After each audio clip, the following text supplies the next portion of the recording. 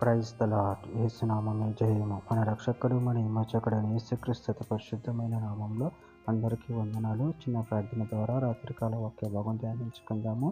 పరిశుద్ధుడ మహాగండవైన దేవ యేసయ్య, సర్వాధికారినైనా మీకు వేలది వందనంలో కృతజ్ఞత స్తుతి స్తుతం చెల్లించుకుంటున్నాను.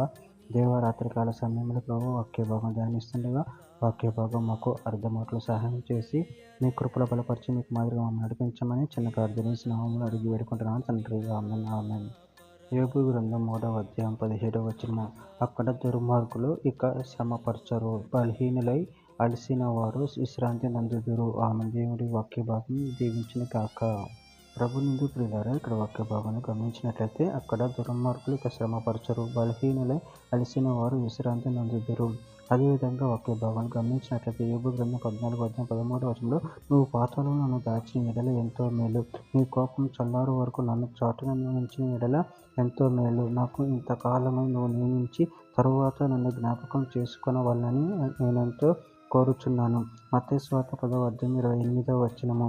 మరియు ఆత్మను చంపనేరక దేహాన్ని చంపు వారికి భయపడకుడి గాని ఆత్మను దేహమును కూడా నరకములో నశింపజేయగల వారికి మిక్కిలి భయపడుడి.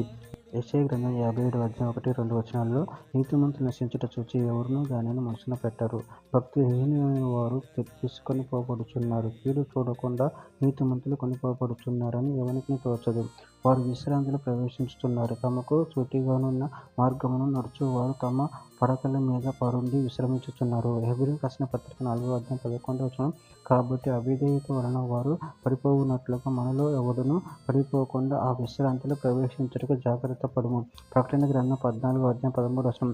అంతటా ఇప్పటి నుండి ప్రభువు నందు మృతులు ధన్యులని రాయమని పరలోకం నుండి ఒక స్వరము చెప్పగా వింటిని. నిజమే, వారు తమ ప్రయాసములు మాని విశ్రాంతి నొందుదురు, వారి క్రియలు వారి వెంట పోవునని ఆత్మ చెప్పుచున్నాడు. పేతురు రాసిన 2వ పత్రిక 2వ అధ్యాయం 8వ వచనంలో, ఆ నీతిమంతుడు వారి మధ్యన కాపురం ఉండి తాను చూచిన వాటిని బట్టి వినిన వాటిని బట్టి వారు అక్రమమైన క్రియల విషయంలో దినదినము నీతి వలన నీతిగల తన మనసును నొప్పించుకొనుచూ వచ్చెను. చివరిగా ఒక మాట. ప్రసంగి గ్రంథం 7వ అధ్యాయం 1వ వచనం.